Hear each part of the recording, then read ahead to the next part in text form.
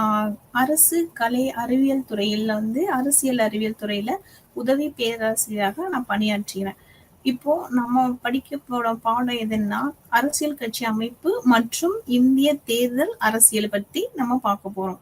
First நம்ம எத பத்தி பார்க்க போறோம்னா, அரசியல் கட்சி அமைப்பு. இப்ப அரசியல் கட்சி அமைப்புனா என்னன்னா, அரசியல் கட்சி அமைப்பு என்பது தேர்தலில் போட்டியிட்ட ஆட்சி அதிகாரத்தை பிடிப்பதற்காக ஒன்று கூடும் ஒரு அமைப்பு தான் அரசியல் கட்சின்னு சொல்றோம்.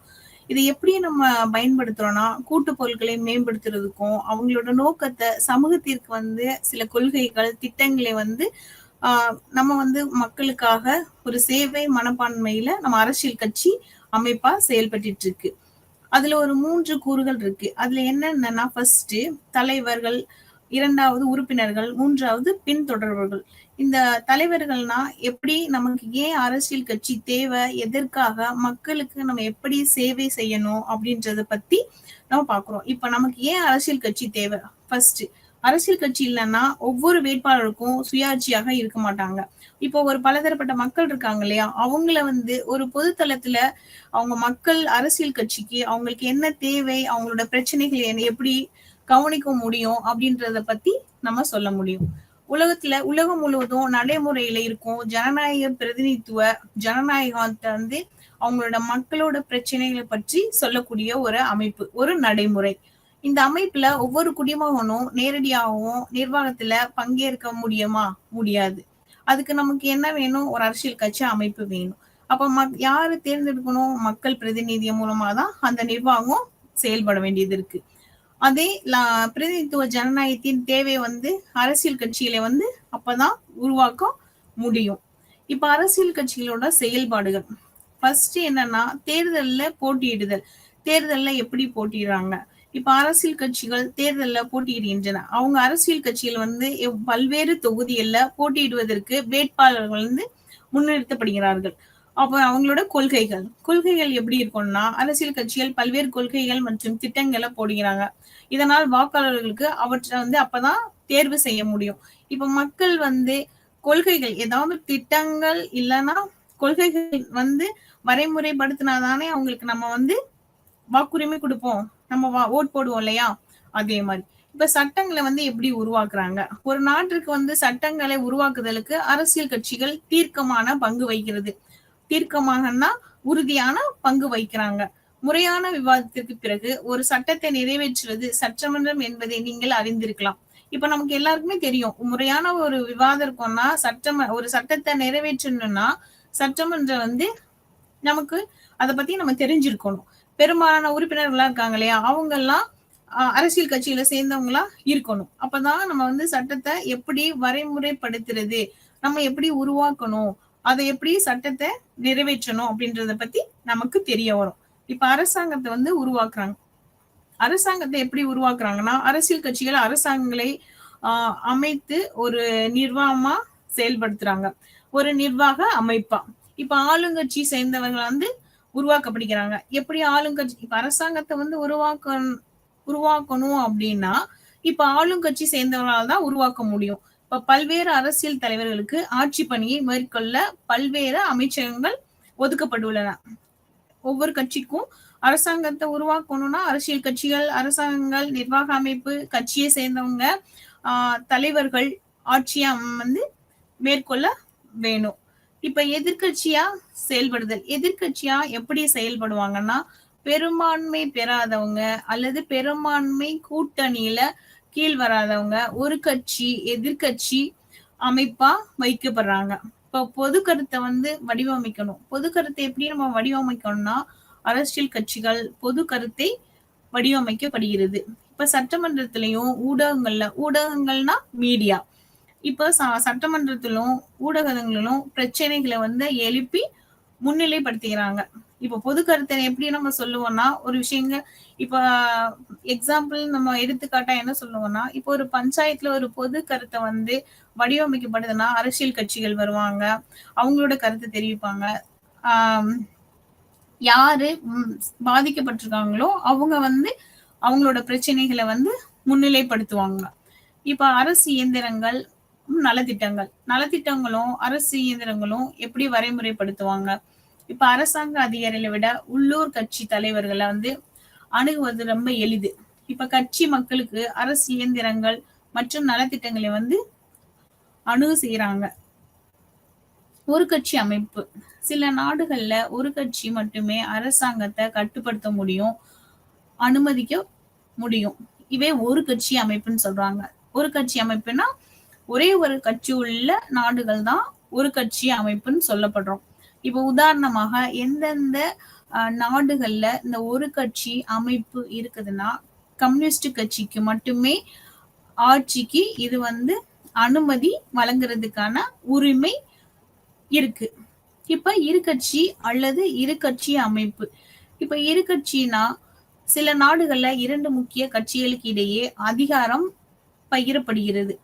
அந்த அதிகாரம் எப்படி பகிரப்படுதுன்னா, இப்போ ஒரு கட்சி அமைப்பா இருக்கணும், இரண்டு கட்சி அமைப்பு இருக்கணும். யுனைடெட் ஸ்டேட் ஆஃப் அமெரிக்கா, யுஎஸ்ஏன்னு சொல்லுவோம் இல்லையா? So United State of America. இப்ப ஜனநாயகம் மற்றும் குடியரசு கட்சின்னு சொல்லுவோம்.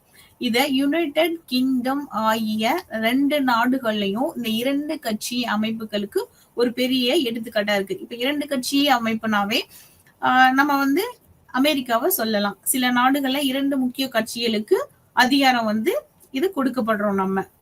இப்ப பல கட்சி முறைன்னு சொல்றோம். இப்ப பல கட்சிகள் அதிகாரத்திற்கு போட்டியிட்டு இரண்டு கட்சிகளுக்கு மேல் வெற்றி பெறுவதற்கான நியாயமான வாய்ப்பு இருந்தால் அதை பல கட்சி அமைப்பு என்கிறோம். இப்ப இந்தியாவுல வந்து பல கட்சி அமைப்பு இருக்கு அப்படின்னு நம்ம சொல்றோம். இந்த பல கட்சி அமைப்புன்னு சொல்றோம் இல்லையா? இந்த பல கட்சி அமைப்புக்கு வந்து வாக்காளர்கள் வந்து அதிக அவங்களோட விருப்பத்தை வந்து முன்வைக்கிறாங்க. இது பெரும்பாலும் மற்ற கட்சிகளை விட இந்த பல கட்சிக்கு வந்து ஒரு சிறந்த எடுத்துக்காட்டா நம்ம சொல்லப்படுறோம்.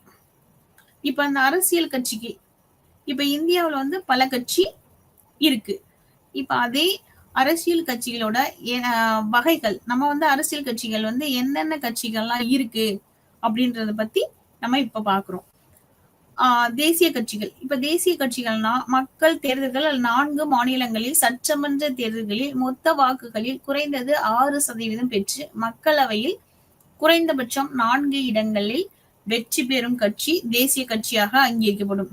இப்ப குறைஞ்சது 4 மாநிலங்கள்ல சட்டமன்ற தேர்தல் நடக்கப்பட்டது.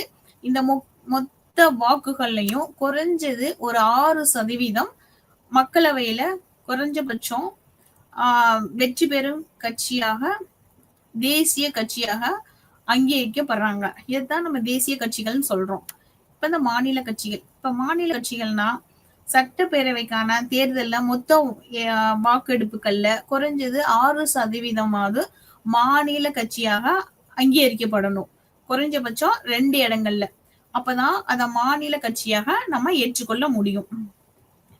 அடுத்தபடியா ஒரு கட்சியோட அங்கீகாரம் ஒரு அரசியலுக்கு எப்படி கிடைக்கிறது அப்படின்றது, ஒரு அரசியல் கட்சிக்கு வந்து தேர்தல் ஆணையம் வந்து அங்கீகாரம் வழங்குகிறது. கண்டிப்பாக அரசியல் கட்சினா தேர்தல் ஆணையம் ஒரு அங்கீகாரம் கொடுக்கணும் இல்லையா? இப்போ ஒரு அரசியல் கட்சி வந்து 4 அல்லது அதற்கு மேற்பட்ட மாநிலங்கள் இருக்கான் அங்கீகரிக்கப்பட்டிருந்தால் அது தேசிய கட்சியாக அங்கீகரிக்கப்படும்.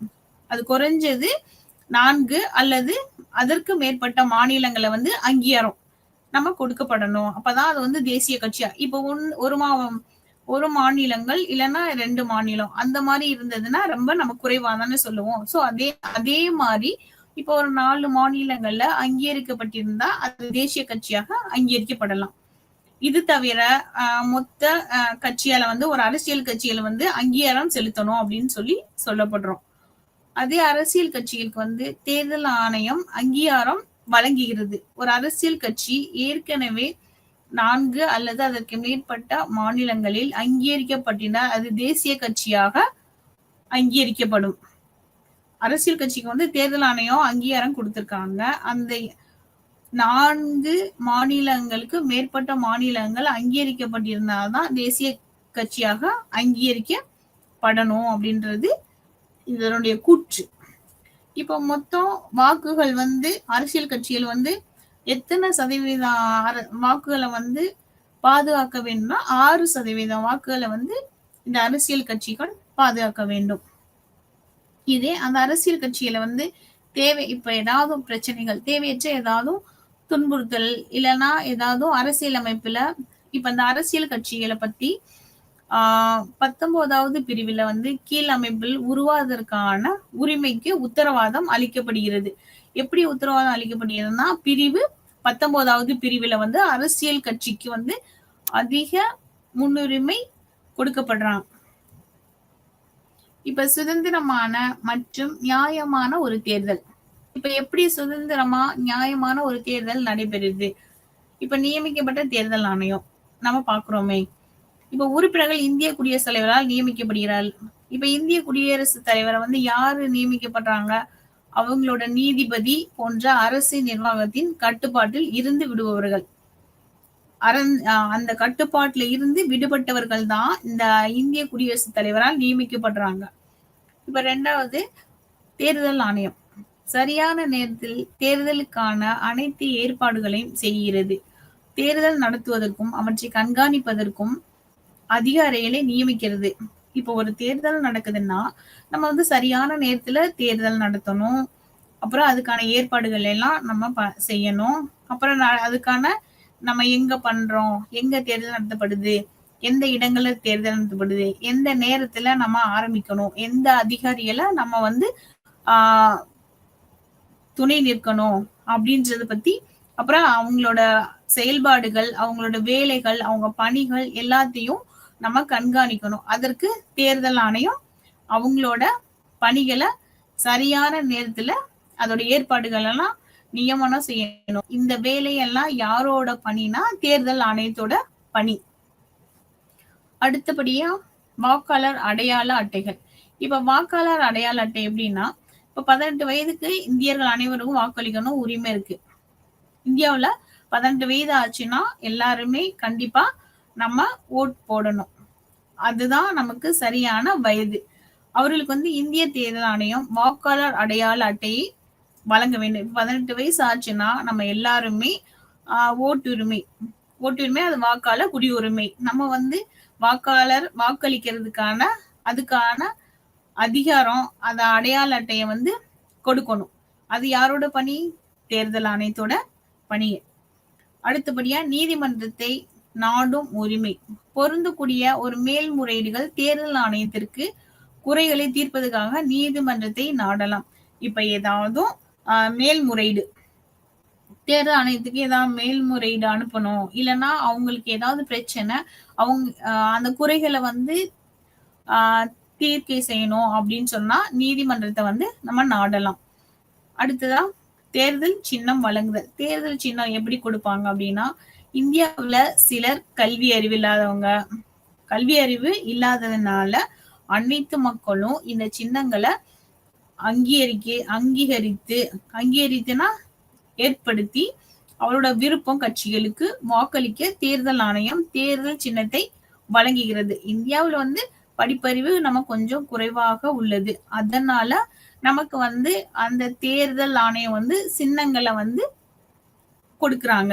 அதுதான் இந்த தேர்தல் ஆணையத்தோட சின்னங்கள் வழங்குவதை பற்றி நம்ம சொல்லப்படுறோம். இது அரசியல் கட்சியின் சவால்கள். அரசியல் கட்சிகளோட சவால்கள் எப்படி இருக்குன்னா, இப்ப ஜனநாயகம் இல்லாமை. ஜனநாயகம்னா இப்ப அரசியல் கட்சியில வந்து அதிகாரம் அல்லது சில தலைவர்கள் இல்ல மேல் அதிகாரி இல்ல குவியும் போக்கு, இல்லைன்னா கட்சி உட்கட்சி தேர்தலை நடத்துவதுல கட்சிக்குள்ள வந்து என்ன நடக்கிறது, இல்ல சாதாரண உறுப்பினர்கள் அமைப்பதுல போதுமான அளவு இல்ல. இத பத்தி எல்லாம் யாரு சொல்லப்படுறாங்க அப்படின்னா ஜனநாயகம் இல்லாமைக்கு என்ன காரணமா இருக்கும்?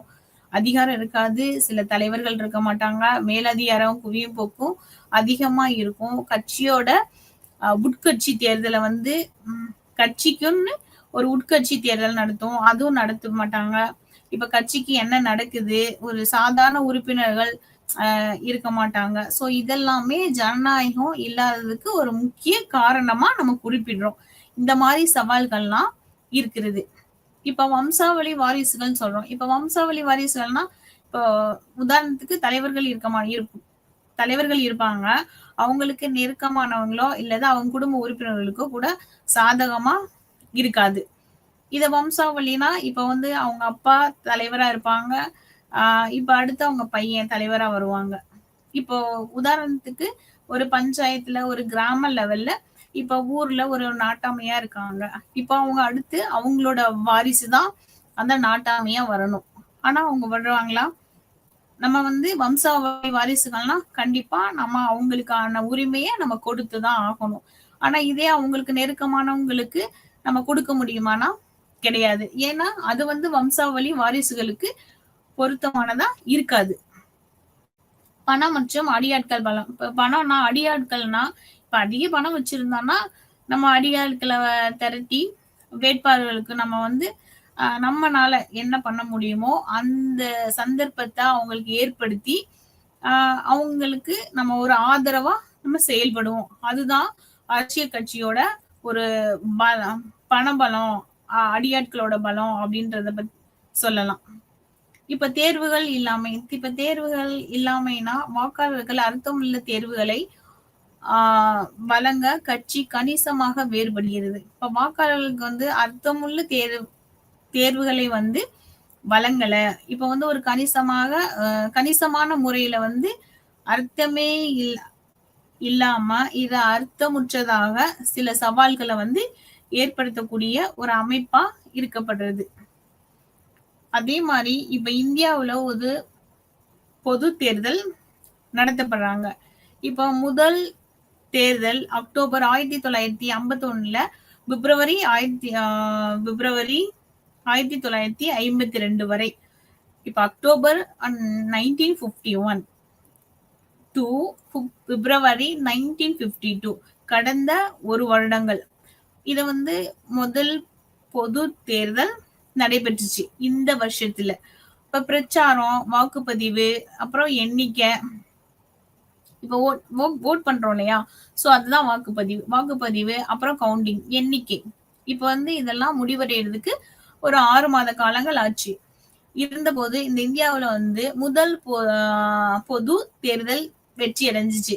எப்போனா 1951 டு பிப்ரவரி 1952 வரை வந்து பொது தேர்தல் நடைபெற்றது. வெற்றியும் அடைஞ்சிட்டாங்க. இப்ப வந்து போட்டித்தன்மைக்கும் யாரு ஊக்குவிக்கணும், பங்கேற்கணும் அப்படின்னா ஊக்குவிக்கிறதுனா என்கரேஜ்மெண்ட். இப்ப என்கரேஜ்மெண்ட் பண்ணணும். அப்புறம் வந்து பார்ட்டிசிபேஷன்னா பங்கேற்கிறது. நியாயமான முடிவுகள்னா சரியான டெசிஷன் மேக்கிங் சொல்லுவோம். நியாயமான முடிவுகள்னா டெசிஷன் மேக்கிங். சோ இந்த மாதிரி காரணத்துக்காக ஒரு அடையாளமாக இந்த பொது தேர்தல் நடைபெற்றது. 1951 இருந்து 52 வரைக்கும் முதல் பொது தேர்தல் நடந்தது. இந்த பிரச்சாரம், வாக்குப்பதிவு, எண்ணிக்கை இதெல்லாம் முடிவடைறதுக்கு ஒரு 6 மாத காலங்கள் ஆயிடுச்சு. இருந்த போதும் அவங்க வந்து வெற்றி பெற்றாங்க. அது வந்து ஒரு முக்கிய ஒரு அடையாளமா நம்ம அத ஏற்படுத்திக்கிட்டோம். இப்ப வாக்களிக்கும் முறைகள்ல சில மாறுதல்கள் இருக்கு. அது எப்படின்னா, இப்ப முதல் பொது தேர்தலில் ஒவ்வொரு வாக்குச்சாவடியிலும் ஒவ்வொரு வேட்பாளரின் சின்னத்துடன் ஒரு பெட்டி வைக்கப்பட்டது.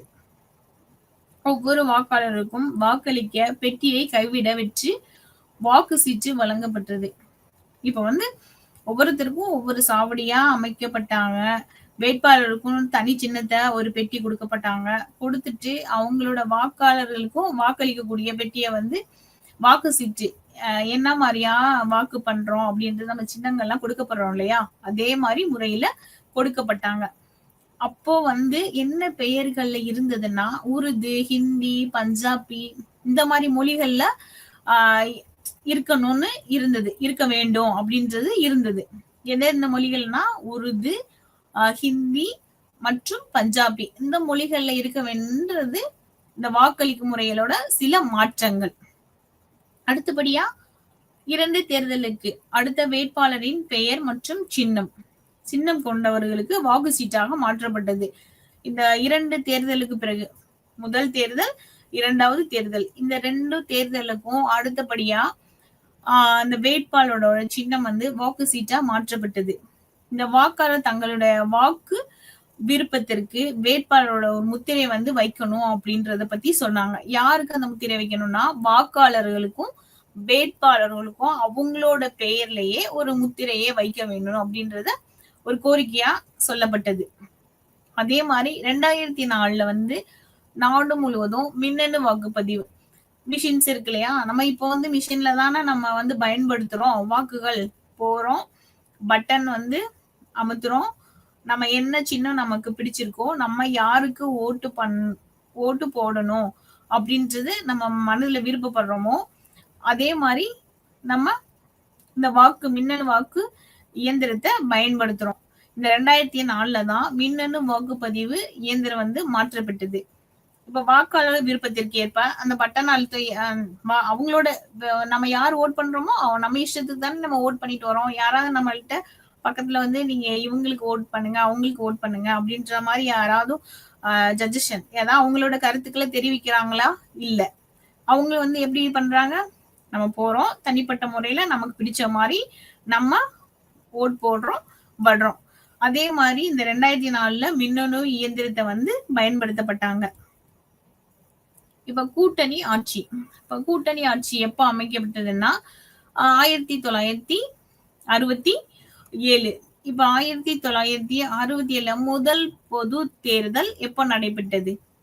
1951 இருந்து 1952 சொன்னா அக்டோபர் 1951 முதல் 1952 வரை வந்து முதல் பொது தேர்தல் அமைக்கப்பட்டது. வெற்றிகரமாக கூட்டணிகள் வந்து அமைக்கப்பட்டாங்க, வெற்றி அடைஞ்சாங்க. இப்ப அந்த கூட்டணி ஆட்சி வந்து 1967 தேர்தலில் வந்து கூட்டணி இருந்து அந்த ஒரு நகர்வை வந்து அவங்க கொண்டு வரப்பட்டாங்க. எப்போனா 1967. எந்த ஒரு கட்சிக்கும் பெரும்பான்மை கிடைக்கவில்லை. பல்வேறு காங்கிரஸ் அல்லாத கட்சிகள் இப்ப காங்கிரஸ் எந்த ஒரு கட்சிக்குமே பெரும்பான்மை கிடைக்கல. ஆனா இப்ப காங்கிரஸ் இல்லாத கட்சிகள் வந்து எல்லாம் ஒன்று சேர்ந்து சட்டமன்ற கட்சிகளை வந்து உருவாக்குனாங்க. எப்போ எல்லாரும் சேர்ந்து அப்ப அந்த கூட்டணி காரணமா தான் சில கட்சிகள் வந்து உருவாச்சு. இப்ப எந்த கட்சிக்குமே பெரும்பான்மை கிடைக்கல அப்படின்றதுக்காக தான் காங்கிரஸ் இல்லாத எந்த கட்சியும் அந்த சட்டமன்ற சிறு கட்சிகள்லாம் வந்து உருவாக்கப்பட்டாங்க. இந்த உருவாக்கப்பட்டதுனாலதான் இந்த இந்திய தேர்தல்ல மே 2000 தற்பொழுது இப்ப உள்ள கட்சிகள் எப்படி அப்படின்றத பத்தி நம்ம பார்க்கலாம். இப்ப இந்திய தேர்தல் ஆணையம் 2023 தேதியில சமீபத்திய வெளியீடுகள் இப்போ தற்பொழுது வெளியீடுகள் என்னன்னா, அடுத்தடுத்த அறிவிப்புகளின் படி 6 கட்சிகள் தேசிய கட்சிகளாகவும் 54 மாநில கட்சிகள் 2597 அங்கீகரிக்கப்படாத கட்சிகளாக இப்போ இருக்கப்படுறது. இப்ப எந்த தகவலின் படினா 2023 ஆண்டு கணக்கெடுப்பின்படி இப்ப தேர்தல்ல போட்டியிடும் அனைத்து பதிவு செய்யப்பட்ட கட்சிகள் தேர்தல் ஆணையத்தால் வழங்கப்படும். இப்போ பதிவு செய்யப்பட்டாதானே தேர்தல் ஆணையம் வந்து அவங்களுக்கு கட்சியில வந்து வழங்கப்படுவாங்க. அப்ப அந்த சின்னங்களோட பட்டியல் வந்து என்னென்ன பட்டியல் அப்படின்றத பத்தி நான் சொல்றேன். இப்ப இந்தியாவுல ஒரு தேசிய கட்சிகள் ஒன்னு பட்டியல் இருக்கு 2023. நான் சொன்னேன் இல்லையா, இப்போ 6 கட்சிகள் இருக்கு. 6 கட்சிகளும் தேசிய கட்சிகள், 54 மாநில கட்சிகள் 54. அப்ப 2597 வந்து அங்கீகரிக்கப்படாத கட்சிகள். இப்ப இந்த எப்படி சொல்றது, மேஜர்னு சொல்லுவோம் இல்லையா, ரொம்ப முக்கியமான கட்சிகள். இப்ப அந்த 6 கட்சிகள் என்னன்னா, ஃபர்ஸ்ட் பாரதிய ஜனதா, 2வது தேசிய காங்கிரஸ், 3வது இந்திய கம்யூனிஸ்ட் கட்சி, 4வது ஆம் ஆத்மி கட்சி, 5வது பகுஜன் சமாஜ் கட்சி, 6வது தேசிய மக்கள் கட்சி. இப்ப இந்த 6 கட்சிகளும் முக்கிய அமைப்பா செயல்படுது. இது வந்து இந்திய தேர்தல் அரசியல், அதோட எலெக்ஷன் கமிஷன் ஆஃப் இந்தியா. இப்ப நம்ம எப்படி வந்து வாக்கு வந்து செயல்படுறோம் அப்படின்றது இருக்கு இல்லையா, சோ அதனால அந்த அமைப்பு.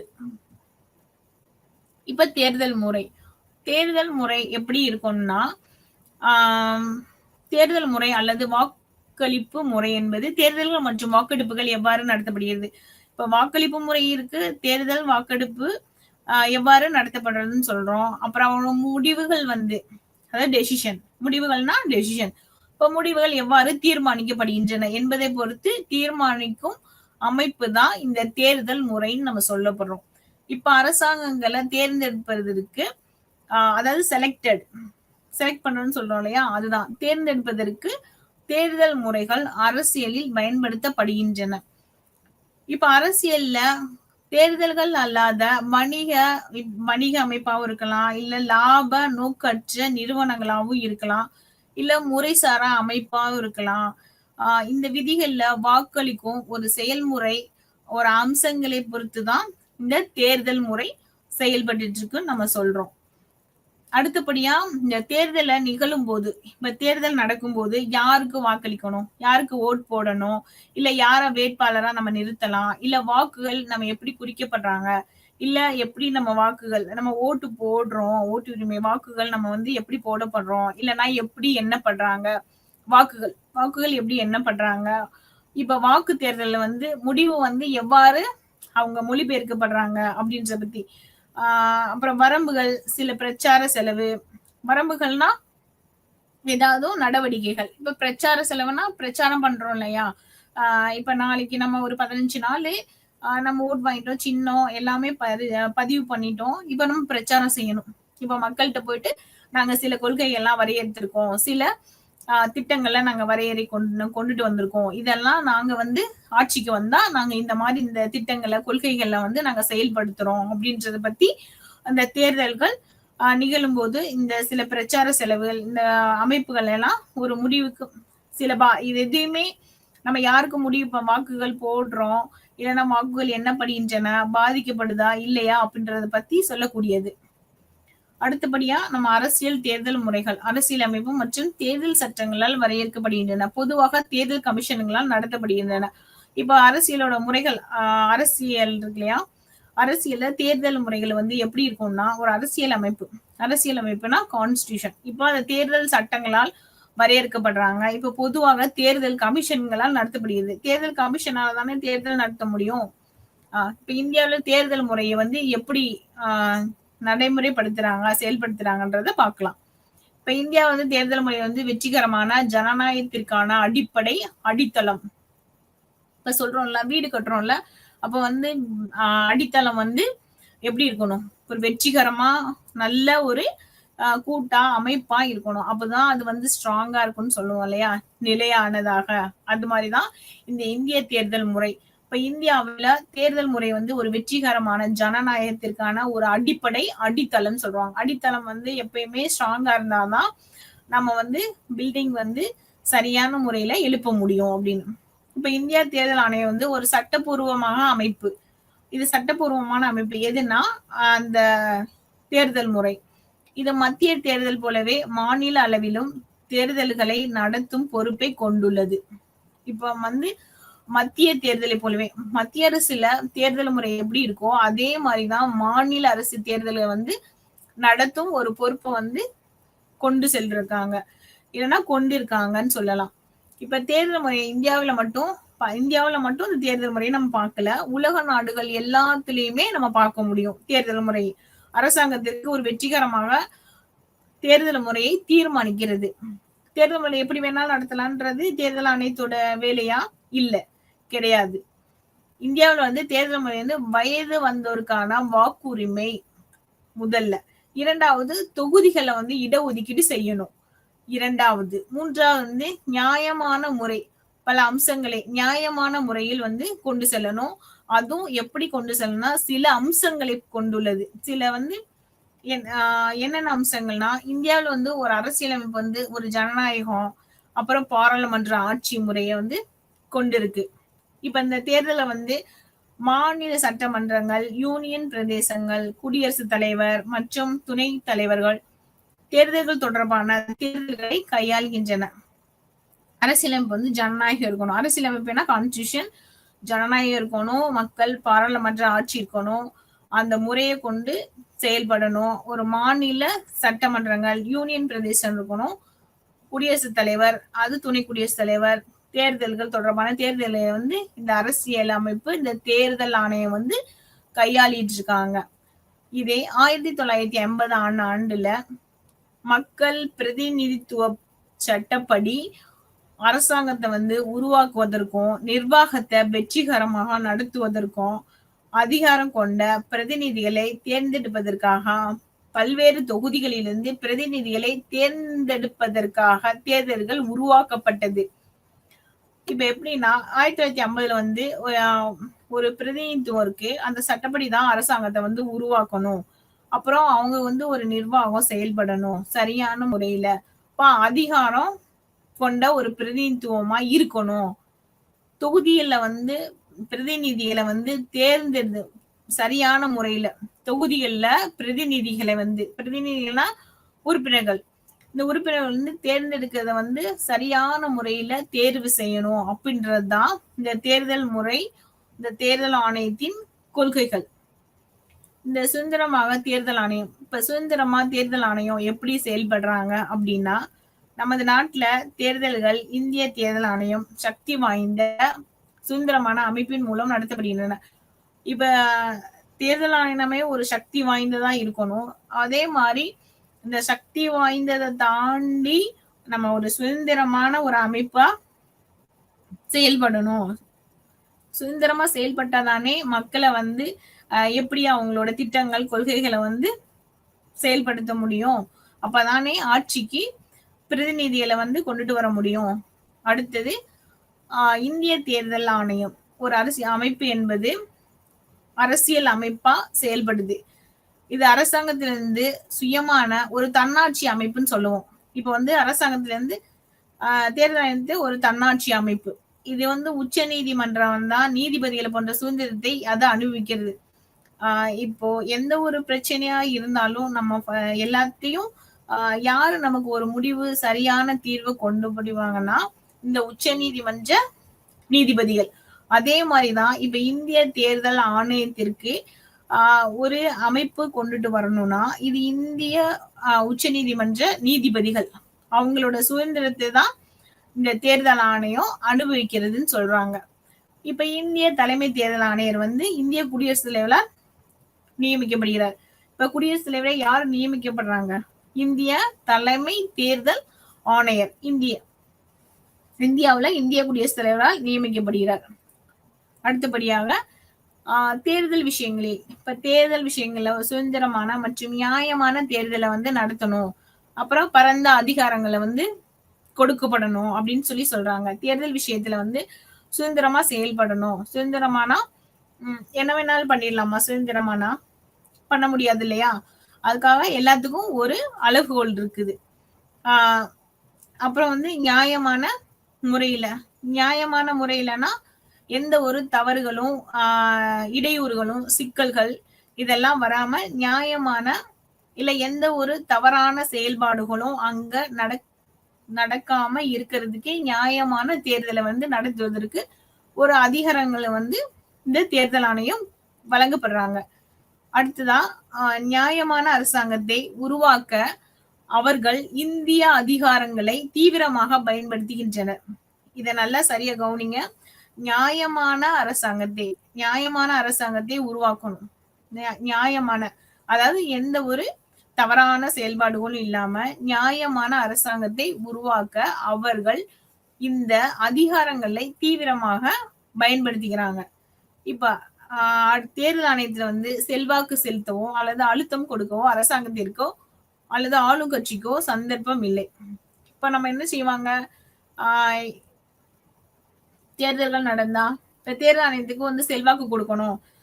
இப்ப எனக்கு பண்ணுங்க, உங்களுக்கு பண்ணுங்க அந்த மாதிரி சொல்லுவாங்க இல்லையா? அந்த மாதிரி கிடையாம இப்ப ஒரு அழுத்தம், நீங்க எனக்கு கொடுத்துதான் ஆகணும், எங்களுக்கு நீங்க வந்து சப்போர்ட் பண்ணிதான் ஆகணும் அப்படின்றது சொல்லுவாங்க இல்லையா? அந்த மாதிரி சொல்லாம இல்ல அரசாங்கத்துக்கும் எந்த ஒரு ஃபேவரபிளா அதாவது அவங்களுக்கு வந்து சார்ந்து இல்லாம ஒரு ஆளுங்கட்சிக்கும் யார் இப்ப ஆளுங்கட்சியா இருக்காங்களோ இப்போ இல்ல அந்த தேர்தல் ஆணையம் அந்த நேரத்துல ஆளுங்கட்சி வந்து எந்த ஆளுங்கட்சி இருக்காங்களோ அவங்களுக்கு சப்போர்ட் பண்ணாம எந்த ஒரு கட்சிக்குமே ஆதரவு கொடுக்காம ஒரு நியாயமான முறையில செயல்படுத்தணும் அப்படின்றதுதான் இந்த ஒரு கொள்கை.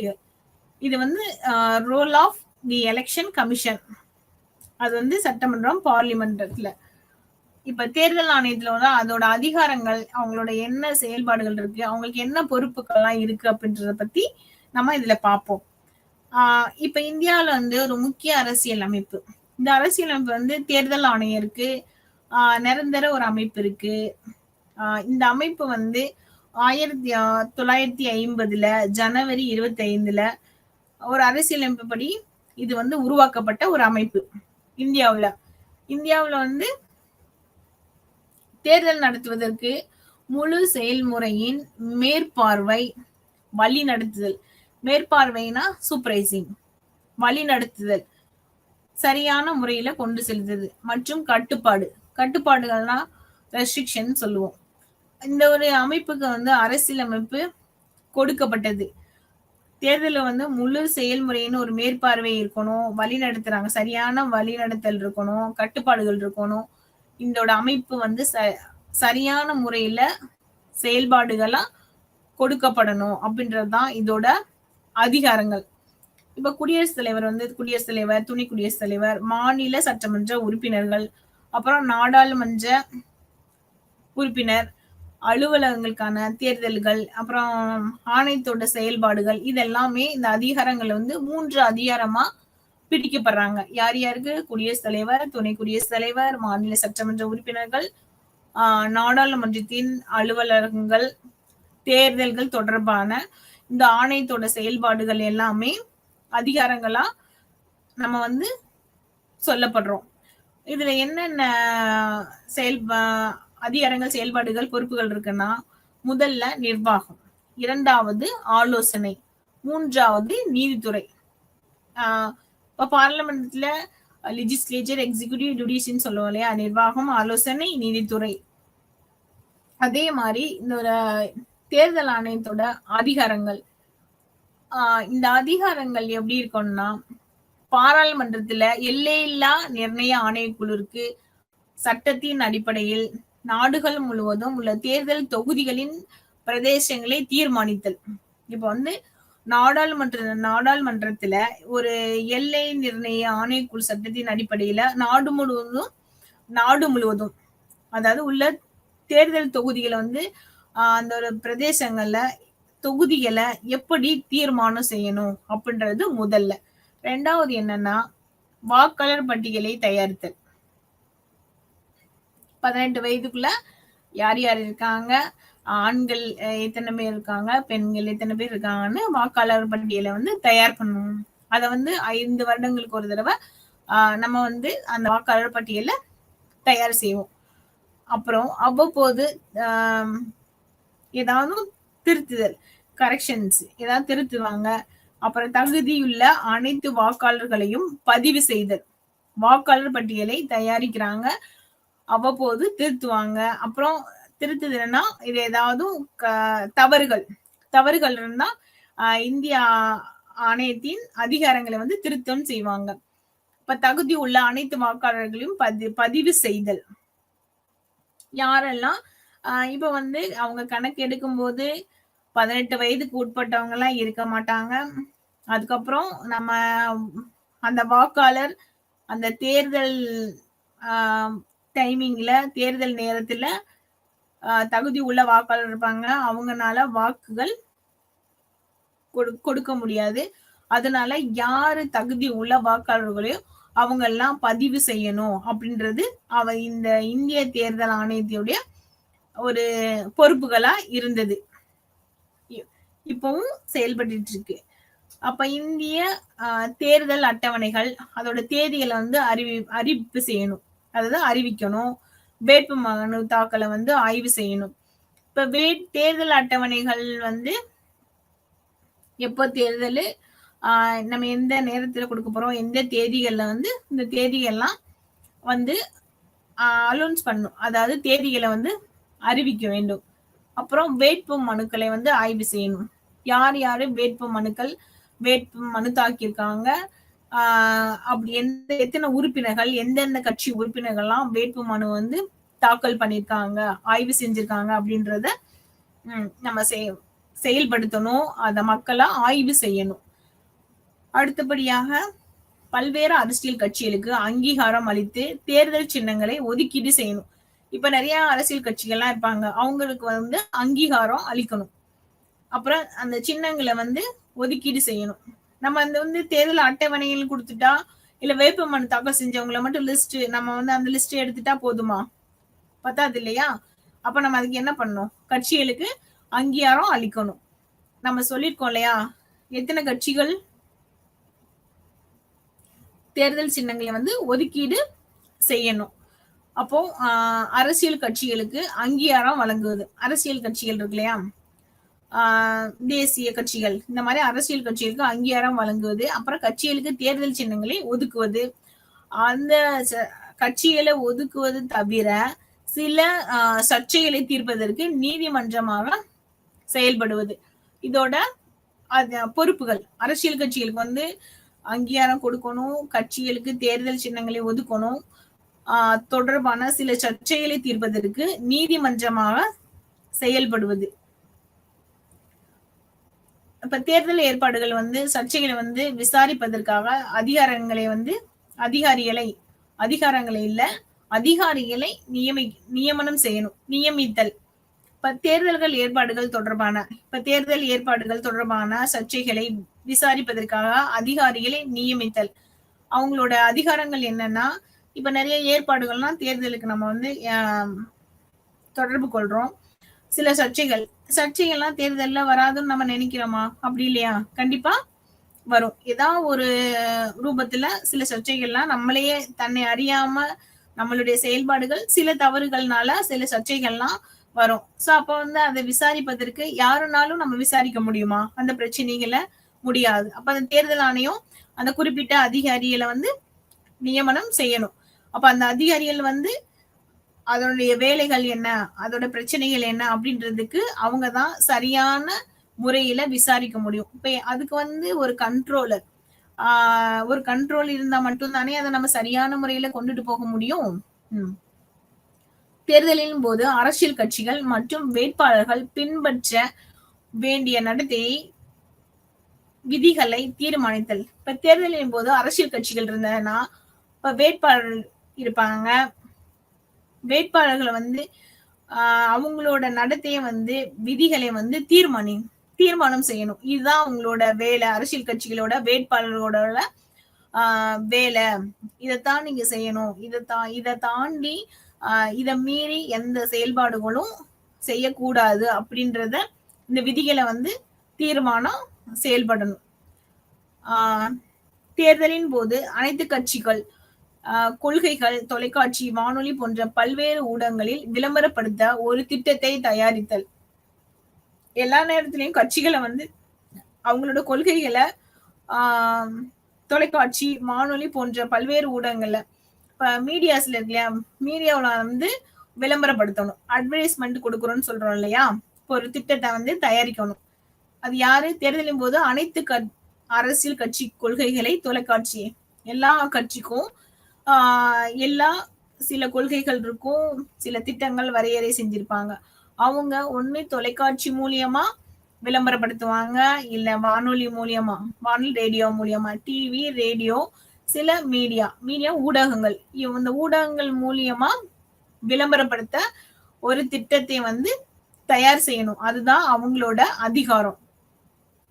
அடுத்தபடியாக பாராளுமன்ற உறுப்பினர்களின் தகுதி நீக்கம் தொடர்பான விஷயங்களில் ஜனாதிபதிக்கு ஆலோசனையை வழங்குதல்.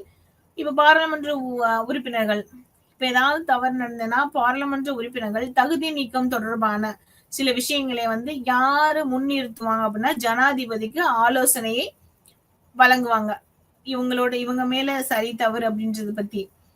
இப்போ எம்எல்ஏக்கள் தகுதி நீக்கம் தொடர்பான விவகாரங்களில் ஆளுநருக்கு ஆலோசனையை வழங்குதல். இப்ப எம்எல்ஏ மேல ஏதாவது தவறு இருந்தது, அவங்கள தகுதி நீக்கம் செய்யணும் அப்படின்னா அது விஷயம் தொடர்பான ஆளுநருக்கு வந்து ஆலோசனையை கொடுக்கப்படணும். யாரு? இந்த இந்திய தேர்தல் ஆணையம். நெக்ஸ்ட் வாக்குச்சாவடிகளை கைப்பற்றுதல், மோசடி, வன்முறை மற்றும் பிற முறைகேடுகள் நடந்தால் தேர்தலை ரத்து செய்தல், வாக்குச்சாவடில கைப்பற்றுதல். இப்ப நம்ம வந்து வாக்குரிமை கொடுத்துட்டு இருப்பாங்க. அவங்க என்ன செய்வாங்க, சிலர் வந்து தவறான முறையில பயன்படுத்திடுவாங்க. இல்லைன்னா மோசடி ஏதாவது நடந்துரும். இல்லைன்னா சண்டை சச்சரவுகள், வன்முறை, சண்டை சச்சரவுகள் ஏதாவது, இல்லைன்னா பிற முறைகேடுகள், வேற ஏதாவது சில விஷயங்கள், இந்த மாதிரி தேர்தல்கள் ஏதாவது நடந்துச்சுன்னா அப்பவே அங்க தேர்தல்களை வந்து நிறுத்திடுவாங்க. இப்ப தேர்தலை நடத்துவதற்கு தேவையான பணியாளர்களை கோருவதற்கு கவர்னர் அல்லது ஜனாதிபதியிடம் கோரிக்கையை வைத்தல். இப்ப தேர்தல் நடத்துவதற்கு ஒரு தேவையான பணியாளர்கள் வேணும் இல்லையா, அதிகாரிகளை நியமனம் செய்யணும். கவர்னர் அப்பதான் சரியான முறையில தேர்தல் நடத்த முடியும். யாருமே இல்லாம நம்ம தேர்தல் நடத்த முடியுமா? அதிகாரி இல்ல, உறுப்பினர்கள் இல்ல அப்படின்னா, இப்ப ஏதாவது முறைகேடுகள் நடந்ததுன்னா சரியான அதிகாரிகள் இருந்தாதான் அந்த சர்ச்சைகளை, சில முறைகேடுகளை, சில பிரச்சனைகளை நம்ம வந்து சரியான முறையில தீர்க்க முடியும். அப்ப அதை யார்கிட்ட வந்து கோருவாங்கன்னா, கவர்னர் அல்லது ஜனாதிபதியிடம் வந்து அந்த கோரிக்கையை வந்து முன்வைக்கிறாங்க. சுதந்திரமான மற்றும் நியாயமான தேர்தலை நடத்துவதை உறுதி செய்வதற்காக நாடு முழுவதும் தேர்தல் இயந்திரங்களை மேற்பார்வை செய்தல். சுதந்திரமாகவும் இருக்கணும். நம்ம நம்ம போறோம், நம்ம தேர்தல் போறோம், ஓட்டுரிமை வாக்குகள் வந்து சரியான முறையில் நம்ம கொடுக்கிறோம். நம்ம வந்து சுதந்திரமா வர்றோம். நம்மள்ட்ட வந்து பக்கத்துல ஒருத்தவங்க நின்றுட்டு நீங்க இவங்களுக்கு தான் ஓட் பண்ணணும் அப்படின்றத சொன்னானா அது சுதந்திரமான முறையா இல்ல. நம்ம என்ன நினைக்கிறோமோ அதை நம்ம செய்யணும். அதுதான் சுதந்திரமான முறை. அதுக்காக நம்ம தவற நினைப்போமா? இல்ல, கிடையாது. அதே மாதிரிதான் சுதந்திரம் மற்றும் நியாயமான தேர்தல். நியாயமானனா ஒரே டைம்ஸ் எல்லாரும் ஓட்டு போட்டு வரோம், அதுதான் நியாயமான முறையா? இல்ல. ஒரே ஓட்டு ரெண்டு ஓட்டு போட்டு தப்பான முறையில வர்றதுக்கு ஒரே ஒரு வாக்குரிமை மட்டும் கொடுத்துட்டு சரியான முறையில வந்து தேர்தலை நடத்தணும். அப்புறம் அதை தேர்தல் நடத்தி வந்து உறுதி செய்யணும். அவங்களோட இயந்திரம், இப்ப நம்ம வந்து மிஷின் இருக்கு இல்லையா, இவிஎம், இப்ப வாக்குகள் எண்ணிக்கை, அதை வந்து மேற்பார்வையிடணும். இதெல்லாம் அவங்களுடைய பணியா நம்ம சொல்லப்படுறோம். இப்ப குடியரசுத் தலைவர் ஆட்சியில வந்து ஒரு மாநிலத்துல ஒரு ஆண்டு, ஒரு வருஷத்துக்கு அவசர கால சட்டத்தை நீட்டிக்கும் வகையில், அவசர கால சட்டத்தை குடியரசுத் தலைவர் ஆட்சியில் உள்ள மாநிலத்தில் ஒரு ஆண்டுகளுக்கு பிறகு அவசர கால சட்டத்தை நீட்டிக்கும் வகையில் தேர்தல் நடத்தலாமா என்பது குறித்து குடியரசுத் தலைவருக்கு ஆலோசனை வழங்குதல். இந்திய தேர்தல் ஆணையம் குடியரசுத் தலைவரோட ஆட்சியில, அதாவது பிரசிடென்ட் ஆஃப் இந்தியா, குடியரசுத் தலைவர் ஆட்சியில் உள்ள மாநிலத்தில் ஒரு ஆண்டுகளுக்கு பிறகு அவசர கால சட்டத்தை நீட்டிக்கும் வகையில் தேர்தல் நடத்தலாமா என்பது குறித்து, தேர்தல் நடத்தலாமா இல்லையா, வேண்டாமா வேணுமா அப்படின்றத பத்தி குடியரசுத் தலைவருக்கு ஆலோசனை இவங்க தான் கொடுக்கப்படுறாங்க.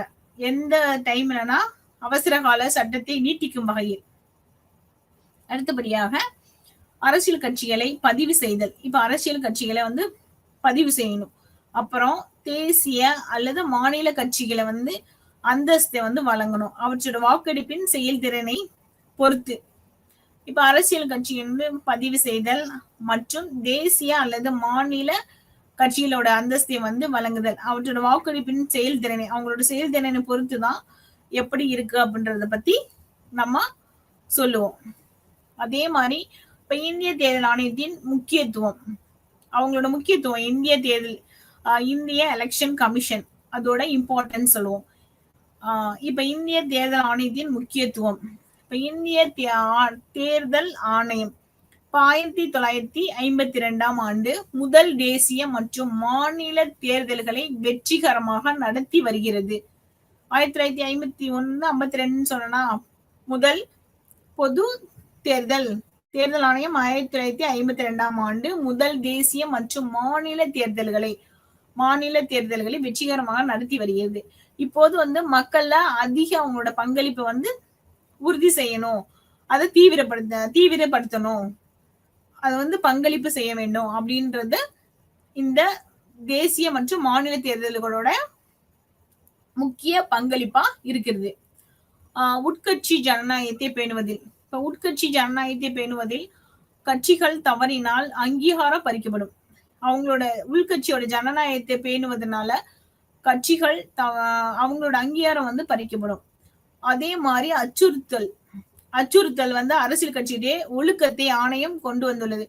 இப்ப எந்த ஒரு அச்சுறுத்தலும் பயமும் இருக்கக்கூடாது அப்படின்றதுதான் இந்த கட்சிகளிடையே எந்த ஒரு அச்சுறுத்தலும் இருக்கக்கூடாது.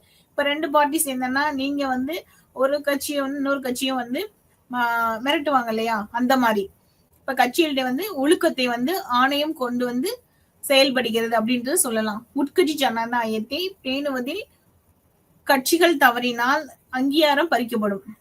இப்ப வந்து ஜனநாயகத்துல வந்து ஒரு கட்சிகள் வந்து தவறா செயல்பட்டதுன்னா அங்கீகாரம் வந்து பறிக்கப்படும். அந்த அச்சுறுத்தல் அரசியல் கட்சிகளிடையே ஒரு ஒழுக்கத்தையும் இருக்கணும் அப்படின்றத இத வந்து ஒரு முக்கியத்துவமா நம்ம சொல்லப்படுறோம். இப்ப அரசியலமைப்புல பாதுகாக்கப்பட்ட மதிப்புகளான சமத்துவம், பாரபட்சமற்ற தன்மை, சுதந்திரம் இவையெல்லாம் சேர்ந்து ஆதரிக்கணும். சமத்துவத்தை ஆதரிக்கணும், பாரபட்சமற்ற தன்மை, சுதந்திரமா செயல்படும். சமத்துவம்னா எல்லாரும் சமமா இருக்கணும். இனம், மொழி, ஜாதி, மதம் எல்லாரும் சமத்துவமா இருக்கணும். பாரபட்சமற்ற தன்மை, எந்த பாரபட்சமும் பார்க்கக்கூடாது, எந்த பாகுபாடும் பார்க்கக்கூடாது. டிஸ்கிரிமினேஷன் சொல்லுவோம் இல்லையா, அந்த மாதிரி எந்த பாகுபாடும் பார்க்கக்கூடாது. சுதந்திரமா செயல்படணும். சுதந்திரமானா அவங்களோட எந்த பயமும் இல்லாம அவங்க சொல்ல வேண்டிய கருத்துக்களை வந்து சரியான முறையில சரியான இடத்துக்கள்ல நம்ம வந்து சொல்லணும். அதுக்கு வந்து நம்ம ஆதரவு தெரிவிக்கணும். அது வந்து இங்க முக்கியத்துவமா நம்ம சொல்லப்படுறோம். அப்புறம் தேர்தல், நம்ம சுதந்திரம்னா நம்ம என்ன சொல்ல வர்றோமோ அந்த கருத்துக்கள்ல நம்ம சுதந்திரமா நம்ம சொல்லணும். அதுதான் சுதந்திரம் சொல்றோம். சுதந்திரம்னா என்ன நினைக்கிறோமோ அதை நம்ம சொல்லிடணும். தேர்தல் நிர்வாகத்தின் மீதான கண்காணிப்பு, வழிகாட்டுதல் மற்றும் கட்டுப்பாடு ஆகியவற்றை சட்டத்தின் ஆட்சியாக செயல்படுகிறது. அரசியல் அமைப்புல வந்து பாதுகாக்கப்பட்ட மதிப்புகளான சமத்துவம், பாரபட்சமற்ற தன்மை இருக்கு இல்லையா, இந்த சுதந்திரம் ஆகியவற்றை ஆதரிக்கிறது. மற்றும் தேர்தல் நிர்வாகத்தின் மீதான கண்காணிப்பு. இப்ப தேர்தல் நிர்வாகத்தோட கண்காணிப்பு எப்படி இருக்கணும்னா சரியான முறையில இருக்கணும் அவங்களோடது. இப்ப வழிகாட்டுதல் வந்து சரியான வழிகாட்டுதலா நம்ம செயல்படணும். கட்டுப்பாடுனா ரெஸ்ட்ரிக்ஷன். நம்ம இந்த விஷயங்கள்லாம் செய்யக்கூடாது, இந்த விஷயங்கள்லாம் நம்ம பண்ணணும் அப்படின்றத பத்தி நம்ம சொல்லப்படுறோம். இப்ப வந்து தேர்தல் நிர்வாகத்தின் கட்டுப்பாடு இருக்கு இல்லையா, இப்ப இந்த கட்டுப்பாடுகள் அப்படின்றது இந்த விஷயத்த நீங்க பண்ணக்கூடாது, இந்த விஷயத்த நீங்க பண்ணணும் அப்படின்றத பத்தி நம்ம ஒரு சொல்லக்கூடிய ஒரு அமைப்பாக இது நம்ம செயல்பட்டு இருக்கு. இது எப்படி நம்ம சொல்லணும்னா, இந்த பாதுகாக்கப்பட்ட மதிப்புகளான சமத்துவம், பாரபட்சமற்ற தன்மை அப்படின்றத பத்தி சில விஷயங்கள்ல நம்ம குறிக்கப்படுறோம். நம்பகத்தன்மை, நேர்மை, வெளிப்படைத்தன்மை, ஒருமைப்பாடு, பொறுப்பு கூறல், சுயாட்சி மற்றும் தொழில்மை ஆகியவற்றில் மிக உயர்ந்த தரத்துடன் தேர்தல்களை நடத்துவதற்கு உதவுகிறது. இப்போ ஒரு நம்பகத்தன்மையா இருக்கணும், நேர்மையா இருக்கணும், வெளிப்படைத்தன்மையா இருக்கணும், ஒருமைப்பாடா இருக்கணும், எல்லாரும் நம்பகத்தன்மைக்குரியதா இருக்கணும், நேர்மையா இருக்கணும், வெளிப்படைத்தன்மையா இருக்கணும், இப்போ ஒற்றுமையா இருக்கணும், பொறுப்பு இருக்கணும், சுயாட்சி, தொழில்முறை எல்லாத்துலயும் ஒரு உயர்ந்த தரத்துடன் தேர்தலை வந்து நடத்துவதற்கு ரொம்ப உதவிகரமா இருக்கு அப்படின்னு நம்ம சொல்லப்படுறோம். அதே மாதிரி இந்த தேர்தல் செயல்பாட்டுல வாக்காளரோட மையப்படுத்தி வாக்காளரோட நடப்பு, இந்த சூழல், தகுதி அனைத்து குடிமக்களும் பங்கேற்பதை வந்து இது உறுதி செய்யப்படுறாங்க. அதே மாதிரி இந்திய தேர்தல் ஆணையம் தேர்தல் செயல்முறையின் நலனுக்காக அரசியல் கட்சிகள் அனைத்து பங்குதாரருடன் செயல்படுகிறது. இப்போ ஒரு நாட்டுல தேர்தல் முறையில நம்பிக்கையை மேம்படுத்தவும் வலுப்படுத்தவும் பங்குதாரர்களிடையே சில கட்சிகளை வந்து தேர்தல் அலுவலர்கள், வேட்பாளர்கள், இப்ப தேர்தல் செயல்முறை மற்றும் தேர்தல் நிர்வாகம் இதை பற்றிய விழிப்புணர்வு எல்லாம் உருவாக்குகிறது. இப்ப வந்து ஒரு நாட்டுல வந்து தேர்தல் முறையில வந்து நம்பிக்கையின் அடிப்படையில் இருக்கணும், நம்பிக்கையை மேம்படுத்துவதாகவும் இருக்கணும், அப்புறம் அதை வலுப்படுத்துவதாகவும் இருக்க வேணும். இப்ப அரசியல் கட்சிகள் இருக்குன்னா வாக்காளர்கள் இருக்காங்க, தேர்தல் அலுவலர்கள் இருக்காங்க, வேட்பாளர்கள், மக்கள், தேர்தல் செயல்முறை மற்றும் தேர்தல் நிர்வாகம் பற்றிய விழிப்புணர்வு வந்து இருக்கணும், மக்களிடையே கொண்டுட்டு வரணும் அப்படின்னு சொல்லி சொல்றாங்க. விழிப்புணர்வுனா அவேர்னஸ். அப்போ அவங்களுக்கு வந்து இந்த அவேர்னஸ்னா நம்பகத்தன்மையா இருக்கணும், நேர்மையாக இருக்கணும், வெளிப்படைத்தன்மையா இருக்கணும், ஒருமைப்பாடு, பொறுப்பு, சுயாட்சி, தொழில்முறை இதெல்லாமே ஒரு உயர்ந்த தரத்துடன் இருக்கணும்னா இந்த விழிப்புணர்வு நமக்கு தேவை. விழிப்புணர்வு தானே இந்த நன்மைத்தன்மை, நேர்மை, வெளிப்படைத்தன்மை எல்லாம் வரும்.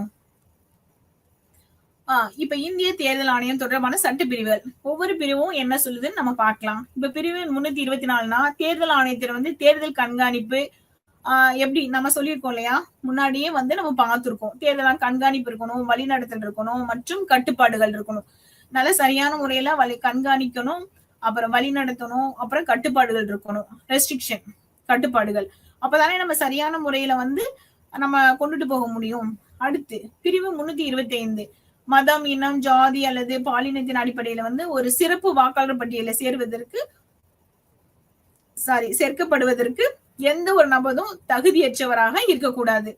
நம்ம ஒரு பட்டியல்ல வர்றோம்னா மதம், இனம், மொழி, ஜாதி எல்லா பிரிவும் பாலினம் அடிப்படையில ஒரு சிறப்பு உறுப்பினரா வந்து தகுதி உடையரா நம்ம இருக்கணும் அப்படின்னு சொல்றாங்க. இப்ப பிரிவு 326 இப்ப மக்கள் சபை மற்றும் மாநிலங்களின் சட்டமன்றங்களுக்கான தேர்தல்கள் அல்லது வயது வந்தோர் வாக்குரிமையின் அடிப்படையில் இருக்க வேண்டும் சொல்றாங்க. இப்ப மக்கள் சபைனா மக்கள் சபை, மாநிலங்களவை அப்படின்னு சொல்றோம் இல்லையா, லோக்சபா, ராஜ்யசபா. அது மக்கள் சபை, மாநிலங்களுக்கு சட்டமன்றங்களுக்கான தேர்தல்கள் அடிப்படையில வந்து இருக்கணும், வாக்குரிமை வந்து இருக்க வேணும் அப்படின்னு நம்ம சொல்லப்படுறோம். இப்ப பிரிவு 327 இப்ப சட்டமன்றங்களுக்கான தேர்தல்கள் தொடர்பாக ஏற்பாடு செய்ய பாராளுமன்றத்தின் அதிகாரம் வேணும்னு கேட்கிறோம். இப்ப சட்டமன்றங்களுக்கான தேர்தல்கள் தொடர்பாக ஏற்பாடுகள் செய்ய இப்ப அதிகாரமே எதுவுமே இல்லைன்னா நம்ம ஏதாவது சட்டமன்றத்துல போய் பேச முடியுமானா முடியாது. அதுக்கான வாய்ப்புகள் நமக்கு ரொம்ப குறைவு. இப்ப இதே பிரிவு 328 இப்போ ஒரு மாநிலத்துல சட்டமன்றத்தின் அதிகாரம் அத்தகைய சட்டமன்றத்திற்கான தேர்தல்கள் தொடர்பாக ஏற்பாடுகள் செய்ய வேண்டும் நம்ம சொல்றோம். இதே பிரிவு 329 இப்ப தேர்தல் விஷயங்கள்ல நீதிமன்றங்கள் தலையிட தடை. இப்ப தேர்தல் விஷயங்களை வந்து நீதிமன்றங்கள் தலையிடறதுக்கு வந்து பிரிவு 329 வந்து அவங்க தலையிடுறதுக்கு தடைகள் வந்து தடைன்னு நம்ம சொல்றோம். ஆனா ஏன்னா இதே வந்து ஒரு சர்ச்சைகள் இல்லைன்னா முறைகேடுகள் வந்ததுன்னா நம்ம தலையிடலாம். அதே மாதிரி எல்லா விஷயத்திலையும் தேர்தல் செயல்பாடுகள்ல வந்து நீதிமன்றம் தலையிட முடியுமா அப்படின்னா தலையிட குடியரசுத் தலைவர் அலுவலகம் போன்ற முறையானவங்களுக்கு பிரதிநிதிகளை வந்து தேர்ந்தெடுக்கப்படுறாங்க. அப்புறம் இந்தியாவுல ராஜ்யசபா, மாநில சட்டமன்ற உறுப்பினர்கள் தேர்ந்தெடுக்கப்படுறாங்க. ஜனாதிபதி, துணை ஜனாதிபதி தேர்தல்கள் மறைமுக தேர்தல்களா நடத்தப்படுறது. இந்தியாவில் வந்து தேர்தலோட வகைகள், இந்தியாவில் தேர்தல் வகைகள் வந்து பல்வேறு நிலையில வந்து தேர்தல் நடத்தப்படுறன. இது மிகவும் பொதுவான தேர்தல் வகையை இங்கு சொல்லப்படுறாங்க. இந்த மக்களவை தேர்தல் வந்து லோக்சபா, நாடாளுமன்றத்துல வந்து கீழ் சபையா சொல்லப்படுறோம். லோக்சபா 5 ஆண்டுகளுக்கு ஒரு முறையா அந்த தேர்தல் நடத்தப்படுது.